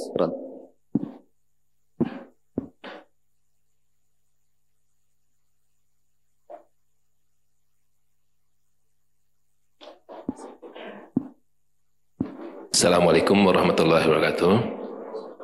Untuk target hafalan di Babu Salam ini 6 juz ya untuk SMP, dan saya yakin targetnya mungkin makhrijul huruf, sifat huruf dan tajwidnya mungkin harus benar ya. Dan itu sepertinya ringan padahal cukup berat ya menurut saya. Nah, bagaimana kalau anak kita tidak sampai 6 juz? Hanya 5 atau 4 itu karena harus mungkin dan benar. Nah, itu apakah di DO atau di mana atau ada solusi lain? Terima kasih. Assalamualaikum warahmatullahi wabarakatuh.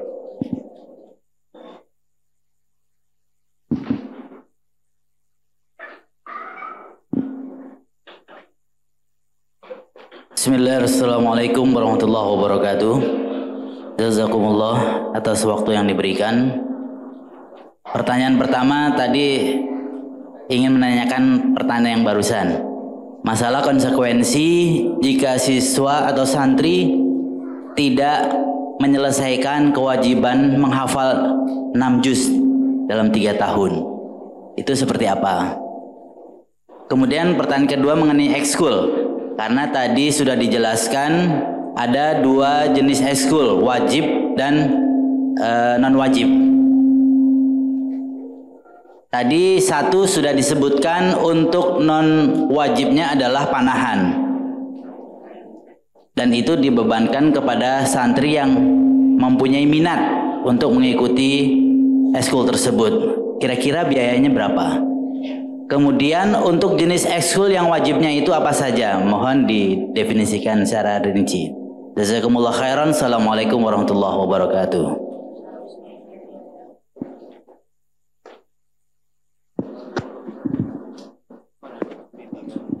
Nah, dengan ini kita tutup pertanyaan untuk bapak-bapak. Nanti kita beri kesempatan untuk ibu-ibu. Dan kita akhiri nanti sesi tanya jawab sampai jam 11. Karena setelah itu kalau satu lagi. Fadal. Assalamualaikum warahmatullahi wabarakatuh, Ustaz. Afwan, izin bertanya, Ustaz. Kita tadi banyak bicara mengenai mata pelajaran pendidikan agama ya maupun yang mapel dan hafalan. Namun ana agak bertanya agak lain, Ustaz.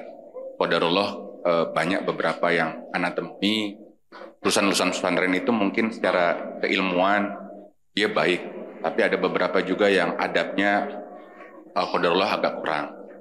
Nah, dan yang ingin ana tanyakan adalah pertama, apakah di Mahat kita ini insya Allah ada khusus mata pelajaran adab dan akhlak agar dapat menunjang mata pelajaran yang lain. Itu pertanyaan pertama. Yang kedua, ini pertanyaan titipan dari buminya anak-anak, Ustaz. Untuk penjengukannya apakah per pekan atau per bulan, dan apakah boleh menginap atau bagaimana? Demikian Ustaz dari kami, jazakumullah khairan.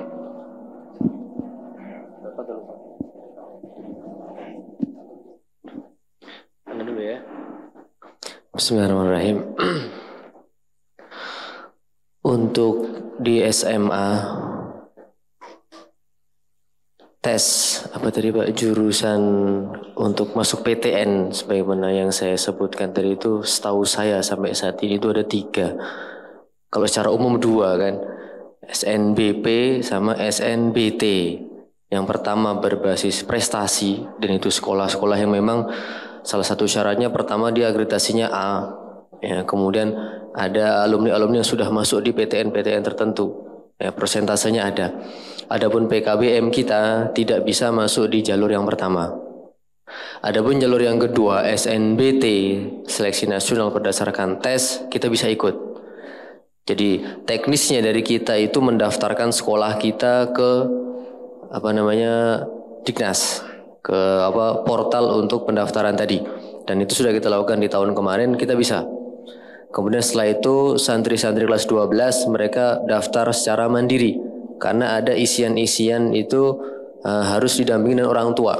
Ya, contoh misalkan kayak kolom pengisian jumlah gaji per bulan orang tua dan sebagainya, jadi kita nggak bisa membantu di pendaftaran. Kemudian di pendaftaran pribadi itu mereka akan mendapatkan username dan password yang akan disimpan masing-masing. Sehingga nanti sebelum tes itu akan diumumkan tempat tesnya di mana, waktunya kapan. Jadi kalau untuk tes untuk PTN ya jurusan apa saja bisa. Jurusan apa saja bisa. Jalur tes yang kedua selain UTBK yang dilakukan secara nasional, itu ada tes masuk mandiri ke universitas-universitas yang membuka jurusan mandiri, pilihan untuk tes masuk mandiri itu bisa. Nah, tes untuk UTBK sendiri itu materi-materinya bukan matematika, bahasa Indonesia, bahasa Inggris seperti yang kita pelajari, tapi tahun kemarin ya, itu ada 3, yaitu tes potensi skolastik, kemudian ada tes literasi, sama satu lagi itu numerasi atau penalaran matematika. Dan itu biasanya kurang lebih tidak jauh beda dengan ANBK yang biasa kita lakukan di kelas 8 atau kelas 11. Ya, asesmen nasional berbasis komputer. Jadi untuk penalaran matematika ya kurang lebih dari dasar-dasar pelajaran matematika yang kita ajarkan di hari Sabtu. Kemudian literasi itu biasanya bahasa Indonesia dan bahasa Inggris. Kita juga ajarkan di hari Sabtu. Adapun tes skolastik itu ada beberapa poin yang saya kurang hafal ininya. Tapi untuk bimbelnya sendiri Pak ya, yang ternyata bimbel ya. Untuk bimbelnya sendiri kita tidak buka kecuali di kelas 12 di semester 2. Karena ya tadi termasuk 2 pertanyaan kekhawatiran kan. Kalau anak saya tidak tuntas 12 juz gimana? Artinya untuk 75% pelajaran diniyah itu kan sudah porsi yang besar buat mereka. Mereka ada hafalan Al-Quran, mereka ada hafalan hadis, mereka ada hafalan matan-matan kitab ilmiah, yang dimana itu semua tujuannya supaya mereka gampang masuk ke universitas di Saudi. Seperti yang saya sebutkan tadi, ada 6 itu diantaranya adalah syahadah atau ijazah hafalan Quran, ijazah hafalan hadis arba'in, ijazah hafalan kitab ini dan sebagainya. Nah, untuk bimbel itu kita sediakan di semester 2 di kelas 12 seperti tahun sebelumnya. Ya, dan alhamdulillah kurang lebih 8 atau 9 kali pertemuan. Sekali pertemuan itu kita ada pembahasan soal dan juga soal UTBK. Alhamdulillah mereka bisa.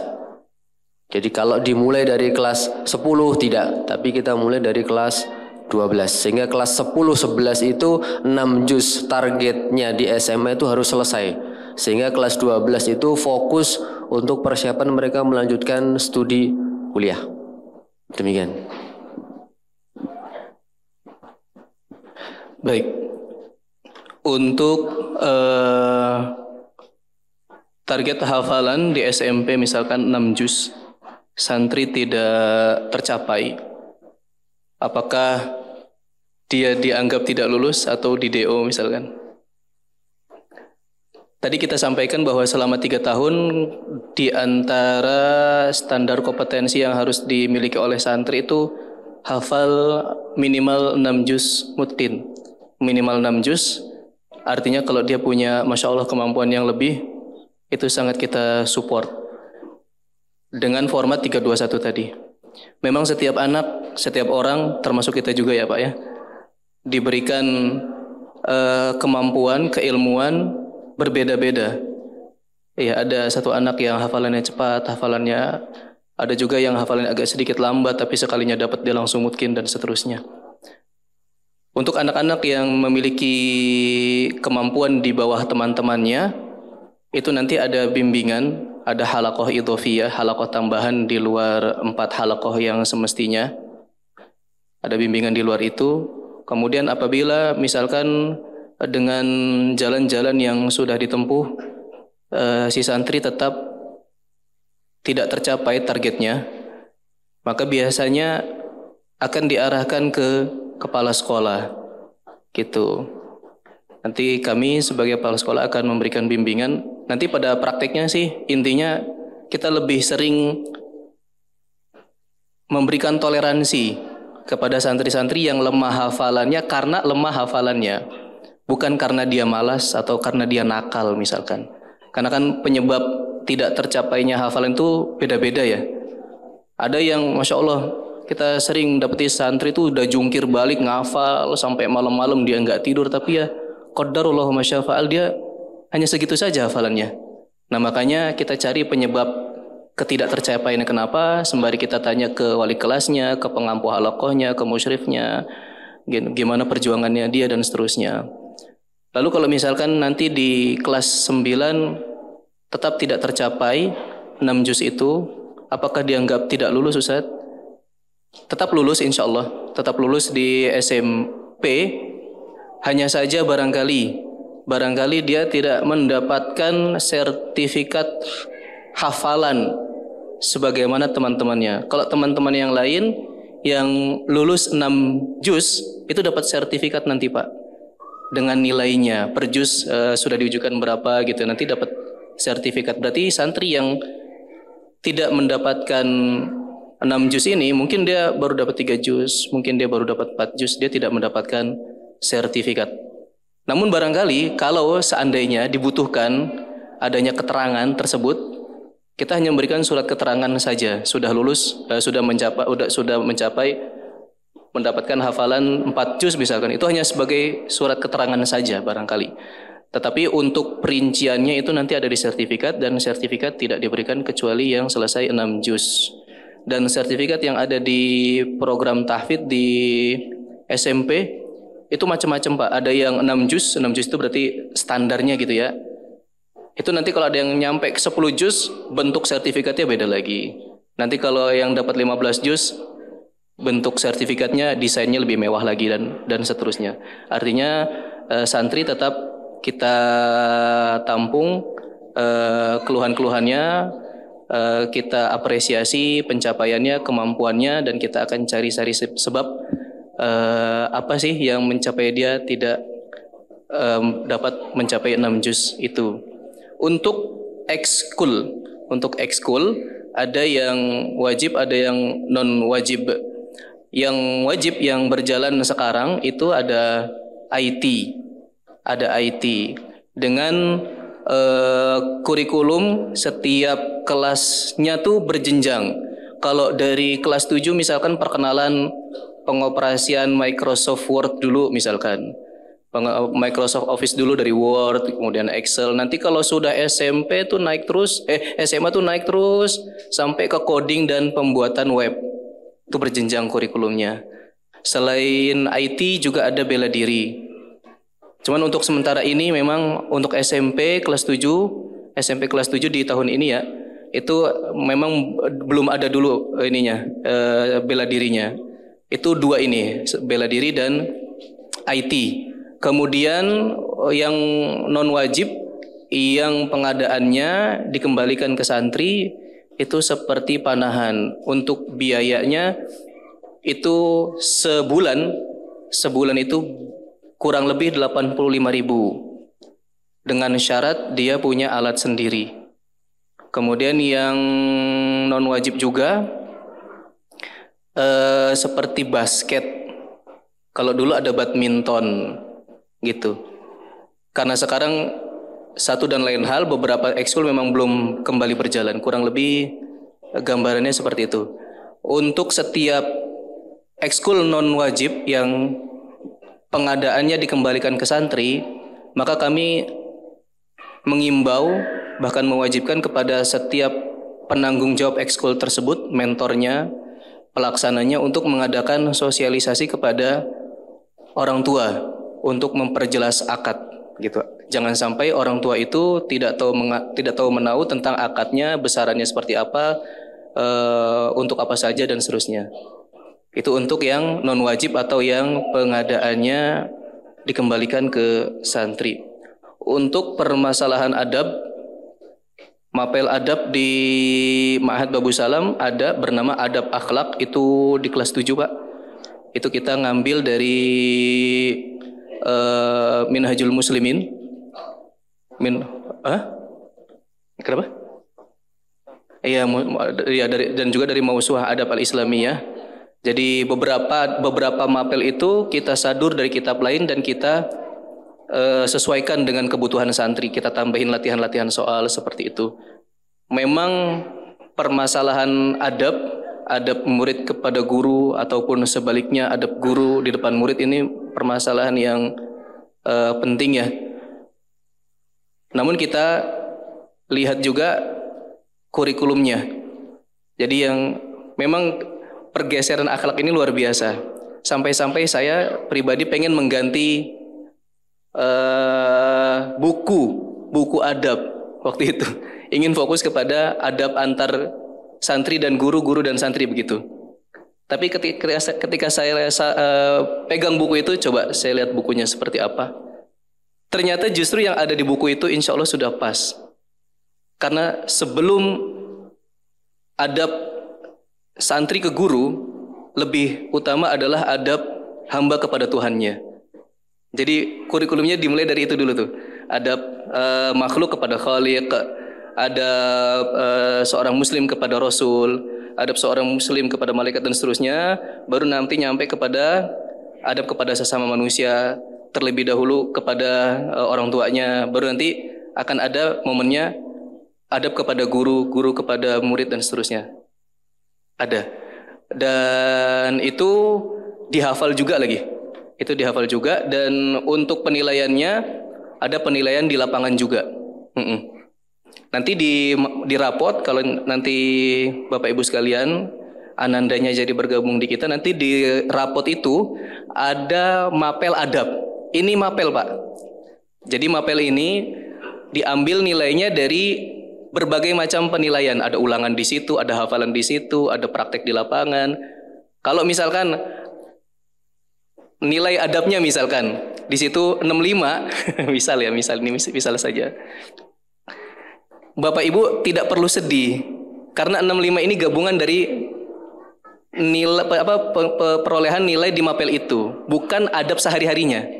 Terkadang ada santri yang lemah nilai akademiknya tapi luhur budi pekertinya, Masya Allah. Barangkali 65 ini karena dia ketika UAS atau UTS nilainya rendah.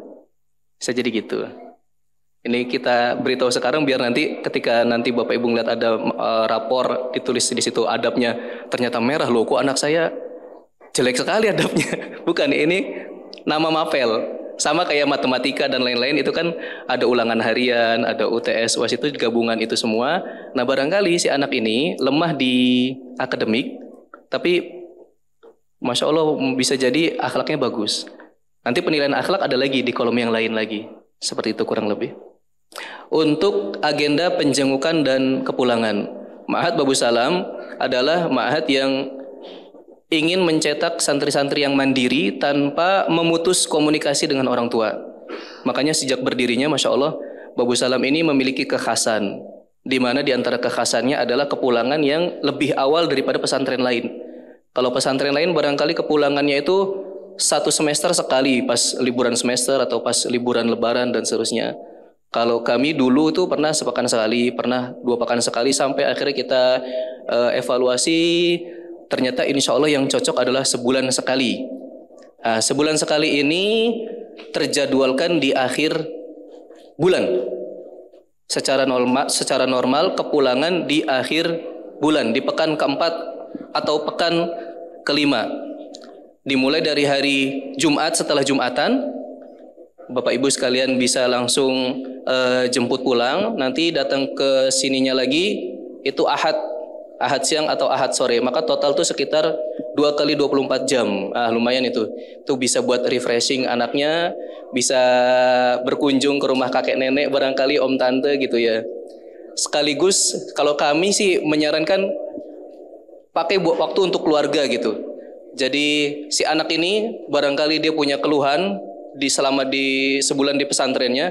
Nah, kita minta anak-anak ini mengeluarkan unek-uneknya gitu, apa-apa saja, sehingga dari sini edukasi tarbiyah itu jadinya ada dari 2 arah, dari sekolah dan dari orang tua.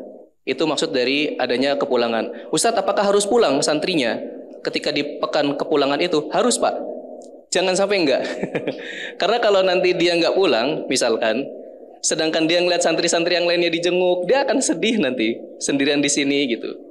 Kemudian juga kita di sini pun tidak menyediakan makan untuk dia dan tidak ada pengawasnya, karena ketika santri libur pulang, ustadz-ustadznya pun libur. Musyrif-musyrifnya nih yang bujang-bujang, mereka juga pulang ke rumah orang tuanya. Barangkali ada yang pulang ke rumah orang tuanya kangen sama orang tuanya, ada yang minta kawin ke orang tuanya, macam-macam ya. Kosong jadinya, kasihan dia sendirian di sini. Cuma ditemenin sama satpam nantinya dia.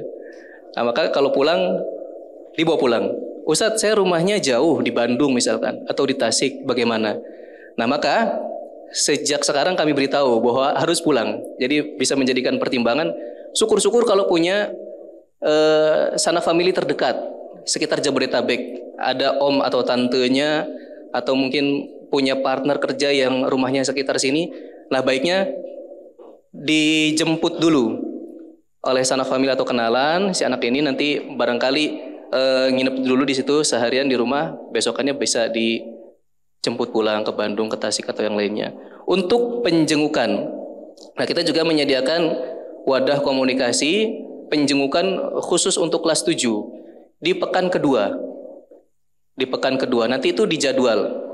Yang sekarang sudah berjalan itu setiap penjengukan yang resmi itu durasinya sekitar 4 jam hari Ahad. Kloter pagi berarti dari jam 7 sampai jam 11 siang, dan jam 11 itu sudah harus pulang. Tidak boleh sholat zuhur di sini. Karena nanti kalau sholat zuhur di sini nanti masjid ini cukup padat. Kloter siangnya nanti mulai dari pukul 13 sampai pukul 17 sore, 4 jam. Nah, kalau terjadwal pukul 13, maka jangan sholat zuhur di sini. Nanti kalau yang pagi sholat zuhur di sini, yang siang sholat zuhur di sini, ketemu akhirnya di sini semua. Padat banget jadinya masjidnya. Makanya kita kosongkan di jam 12 agar di jam 12 ini tidak terlalu ramai di sini. Ustadz, penjengukan apakah harus dijenguk? Sebaiknya dijenguk. Karena tidak ada kompensasi. Misalkan, Ustadz, saya pekan ini, Ahad ini saya tidak bisa jenguk anak saya karena urusan keluarga dan seterusnya. Boleh nggak saya jenguk hari Seninnya atau Selasanya atau Ahad pekan depannya? Secara resmi tidak boleh, Pak.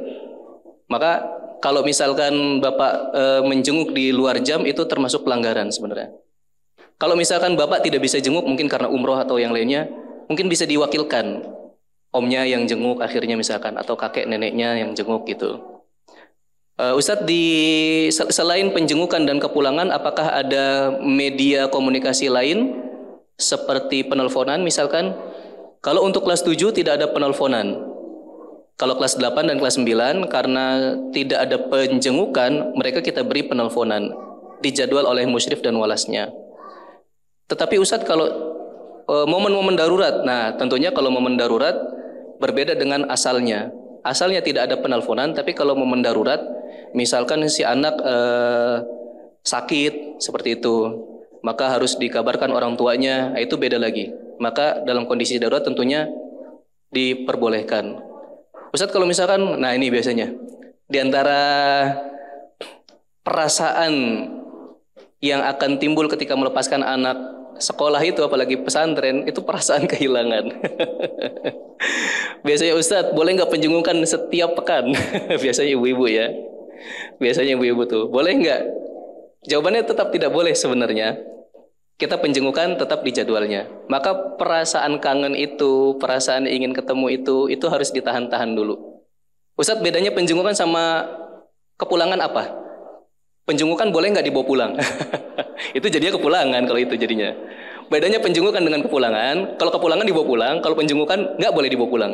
Penjengukan, Bapak Ibu datang ke sini, ngobrol sama santrinya, mungkin bawa makanan yang dia suka, pizza, burger atau apanya. Tapi tidak boleh dibawa pulang, tidak boleh dibawa keluar. Ustadz, saya bawa keluar boleh nggak ke Cibubur Junction misalkan, ajak makan di situ, ajak main di situ, mandi bola di situ misalkan. Jawabannya tidak boleh. Karena Babu Salam ini, Masya Allah, ini udah kayak pesantren masyarakat sekitar. Jadi masyarakat sekitar ini ada yang sekolahnya di sini dan banyak. Radius rumah mereka itu ada yang kurang dari 1 kilometer. Kalau itu dibolehkan pulang, dibolehkan keluar, mereka pulang, Pak. Ada yang rumahnya di belakang Ma'had, ada yang di samping Ma'had, ada. Jadi kalau penjengukan itu dibawa pulang, nanti mereka pulang. Nah kalau mereka pulang, saya yakin orang tua yang lain juga ngiri nantinya. Ustadz, masa mereka doang yang boleh pulang? Kami boleh loh Ustadz, rumah kita deket di Bogor misalkan. Ah, masalahnya kalau dibawa pulang nanti, pas datang ke sini lagi macet, akhirnya nanti telat. Itu yang tidak kita inginkan. Jadi bedanya penjengukan sama kepulangan itu. Barangkali itu dari kami. Ada yang belum terjawab, Bapak? Mohon maaf. Dari pertanyaan-pertanyaan yang tadi, apakah ada yang belum terjawab? Iya. Sekarang mungkin untuk ibu-ibu. Nah, ini kita batasi untuk ibu-ibu 2 pertanyaan karena kita nanti ada kesempatan untuk survei lihat atau pendaftaran. Ya, bilang kalau ada yang mau bertanya, ada ibu yang mau bertanya. Kalau tidak ada, mungkin bisa lewat CP saja. Iya. Nah, ya alhamdulillah sepertinya sudah diwakili oleh bapak-bapak. Tidak ada Bu ya? Yang mau bertanya tidak ada ya? Baik, alhamdulillah. Kalau ada pertanyaan nantinya bisa melalui kontak person.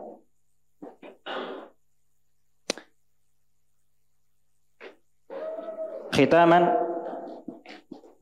nashkuru kulla syukri للأيدي التي أعطت وبذلت وساهمت في إنجاز البرنامج وأطلب منكم العفو إذا صدر مني الخطأ.